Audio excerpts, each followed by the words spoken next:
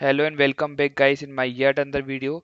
सो आज मैं आपको दिखाने वाला हूँ 43 मार्क्स की एक कॉपी डायरेक्ट टेक्स्ट सब्जेक्ट की आपके। ठीक है, अब ये मैं जो कॉपीज आपको दिखा रहा हूँ प्रीवियस एक सेशन से, वो मैं आपको दिखा रहा हूँ लो मार्क्स कॉपीज, या फिर बोल सकते हैं अपन फेल कॉपीज।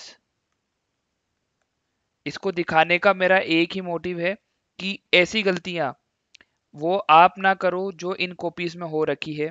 अगर आप एक अटेम्प्टर हो या फिर पहली बार अपने एग्जाम को अपेयर करने जा रहे हो, तो हो सकता है कि कुछ ऐसी मिस्टेक्स जो मैं आज आपको बताने वाला हूं वो आप आगे जाके कर लो। इसलिए इन वीडियोस को देखकर पहले उन चीज का प्रिवेंशन कर लिया जाए, तो फिर हम आगे कुछ गलतियां करने से बच सकते हैं। मैं ऐसी बात नहीं है कि मैंने आपको हाई मार्क्स वाली कॉपीज नहीं दिखाई है। मैंने आपके सामने एग्जाम्पशंस वाली कॉपीज जस्ट लास्ट वीक मैंने सब रिवील करके आपके सामने दे दी है। और भी जितना मेरे पास में मटेरियल है मैं आपके सामने लेके आता रहूंगा। लेकिन फेल कॉपीज भी देखना जरूरी होता है। और अगर आपको नहीं देखना है तो आप अभी वीडियो छोड़ के जा सकते हो, लेकिन मेरा सजेशन यही रहेगा कि एक बार आप इन कॉपीज को देख लो और जो इनमें मिस्टेक हो रखी है उनका एक नोट बना लो, जिससे कि आप आने वाले टाइम पर ये गलतियां ना करो। ठीक है, तो बिना टाइम वेस्ट करते हुए हम स्टार्ट करते हैं डायरेक्ट टेक्स्ट की सर्टिफाइड कॉपी को। ठीक है, ये आंसर नंबर 6A। मैं एमसीक्यूज का कुछ नहीं बता रहा हूँ इसमें। देखो मार्क्स इसमें जो एमसीक्यूज में मिले हैं वो हैं 20 marks, which is not bad not good. ठीक है, और डिस्क्रिप्टिव में हमारा क्वेश्चन स्टार्ट होता है क्वेश्चन नंबर 6 का A। अब इसमें हुआ क्या है कि ये एडवांस प्राइसिंग एग्रीमेंट APA अप्पा से क्वेश्चन आया हुआ था। इसका मैंने सारा प्रोविजन अच्छे से पढ़ा है और प्लस सजेस्टेड आंसर से भी चेक किया है, आप भी खुद भी कर सकते हो। जो इसमें प्रोविजन है वो रॉन्ग है, लेकिन जो कंक्लूजन है वो सही दिया हुआ है, जिसकी वजह से 0.5 यहाँ पर अलॉट हुए हैं। अब reason behind why 0.5 is only allotted, because we seen many times step marking is good। But यार देखो मेरी बात समझना एक बार, कि अगर आपने इतनी बड़ी रामायण लिख दी और वो रामायण पूरी गंदी है, पूरी गलत है, गलत तरीके से प्रेजेंट की हुई है, बिल्कुल ही मच कर रखा है, बोले तो अपन ने काफी ज्यादा कंजस्टेड लिख रखा है, तो एक चेकर जो होता है वो भी अपनी तरह इंसान ही होता है, ह्यूमन ही होता है। तो उसके माइंड पर जो इम्पैक्ट पड़ता है कि ये कॉपी तो किसी फेलियर की है या किसी फेल बच्चे की है, तो हमें स्टार्टिंग जो क्वेश्चंस की करनी है वो ऐसे क्वेश्चनों से करनी है जो कि काफी ज्यादा सही होने चाहिए, जिनका आंसर हमें सटीक पता होना चाहिए। क्योंकि ऐसा नहीं है कि पूरे पेपर के अंदर आपको ऐसे क्वेश्चन ही ना मिले जिसका आपको आंसर बिल्कुल सही नहीं आता हो। अगर ऐसा आपके साथ हो रहा है तो आप तैयारी नहीं करके जा रहे। और अगर आप सभी को पता है कि कुछ क्वेश्चंस ऐसे होते हैं जो बिल्कुल आपने लिए लॉलीपॉप होते हैं, मतलब जो बिल्कुल ही इजी होते हैं, तो उनको पहले कर लेना चाहिए। ठीक है, जिससे क्या है कि जो चेकर होता है उसके माइंड पर एक अलग ही इंप्रेशन पड़े। ठीक है, अब नेक्स्ट जो क्वेश्चन है 6B है। ठीक है, अब यहाँ पर हुआ क्या है, इन्होंने जो वर्किंग नोट्स वगैरह जो है इनमें बिल्कुल गलत है। ये जो इसमें आंसर्स निकले हैं वो बिल्कुल गलत है। अब बस ये वैल्यूज यहाँ पे चिपकाई हुई है क्वेश्चन में देखकर, और कुछ भी नहीं है। और जो यहाँ पर मार्क्स मिले हैं वो मिले हैं 3, जो कि काफी ज्यादा है इस सिचुएशन के अंदर। ठीक है, अगला जो क्वेश्चन आ रहा है हमारा 3 का A। ठीक है, computation of total income as per default tax regime. ठीक है, तो अब ये जो है ये काफी सही किया हुआ है, मैंने सारा आंसर वगैरह सब चेक किया था। ठीक है, आंसर भी हमारे काफी ज्यादा इसमें मैच कर रहे हैं, तो यहाँ पर 7 आउट ऑफ 7 हमको देखने को मिलते हैं। ऐसी बात नहीं है मार्क्स नहीं मिलते, मार्क्स बिल्कुल मिलते हैं, आप काम तो करके हो। आप अगर 2 नंबर का काम करके आओगे, मतलब 2 या 3 मार्क्स का, 2 या 3 मार्क्स का अगर आप वर्क करके आओगे, तो ऑब्वियसली आपको 4 ही मिलेंगे, कम कहीं देखने को नहीं मिल रहे।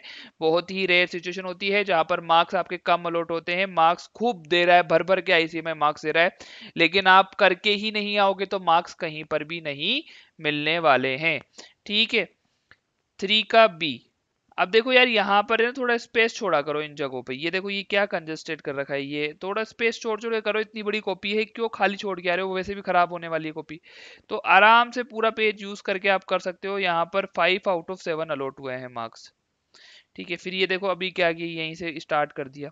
मैंने हजार बार समझाया है आप लोगों को कि हमें कोई भी क्वेश्चन, नया आंसर किसी नए पेज से स्टार्ट करना है, इवन दो हमारा चाहे इतना ही यूज हुआ हो, इतनी एक ही लाइन यूज हुई है, आधी ही लाइन यूज हुई हो प्रीवियस क्वेश्चन में, फिर भी हमें पूरा पेज छोड़ देना है। ठीक है,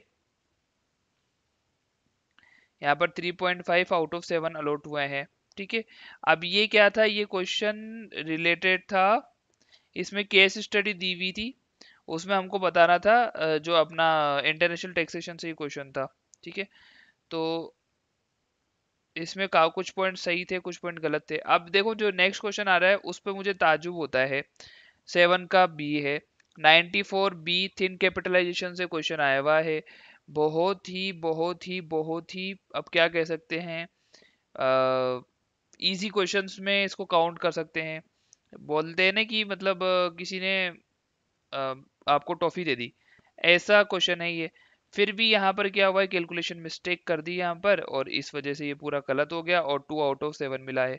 ये आप क्या कर रहे हो, आप अपने पैर पे कुल्हाड़ी नहीं मार रहे हो, आप है ना कुल्हाड़ी के ऊपर ही पैर रख रहे हो। अगर ऐसे क्वेश्चन में भी आपको आंसर, यानी जो आप अगर सही से नहीं कर पा रहे हो, अगर मैं होता ना तो इस क्वेश्चन को सबसे पहले करता, क्योंकि सबसे इजी आता है। अगर आपके पेपर में देखने को मिल जाए ना 94 बी से क्वेश्चन या DDAA से नॉर्मल क्वेश्चन, तो उनको सबसे पहले करना, क्योंकि उनमें स्कोर करने के चांसेस काफी ज्यादा होते हैं, क्योंकि काफी इजी टाइप के क्वेश्चन देखने को मिलते हैं। 94 बी तो काफी ही इजी देखने को मिलता है, कुछ भी नए प्रोविजंस आते ही नहीं है इसके अंदर। 5 बी, ठीक है, यहाँ पे 2 आउट ऑफ 7 मिला है। फिर अब क्वेश्चन नंबर जो 2 आता है उसको अटेंड ही नहीं करा, देखो भाई, खाली छोड़ रखा है। ये अपना पीजीबीपी से क्वेश्चन था, तो यहाँ पर अब देखो अटेंड नहीं करा तो वर्किंग नोट क्या है ये, मतलब यहाँ पे तो मार्क्स आपको मिलेंगे ही नहीं। ठीक है, तो ये था एक कॉम्प्रिहेंसिव रिव्यू कॉपीज का। अब मैं थोड़ी सी टिप्स आपके साथ में शेयर कर देता हूँ, जो कि मैं हर बार शेयर करता हूँ। और साथ ही साथ मैं आपके सामने और भी सर्टिफाइड कॉपीज लेके आने वाला हूँ, तो बस चैनल को सब्सक्राइब वगैरह कर लेना, फ्रेंड्स के साथ में शेयर कर लेना। वीडियोस के जो भी रिव्यू होते हैं आप शेयर कर सकते हो, अप्रिशिएट किए जाएंगे, और मैं उस पर काम करके अपने आप में और बदलाव करने की कोशिश करूंगा। ठीक है, टिप्स पे अगर मैं बोलूं तो देखो, साफ सफाई से काम करना है ना,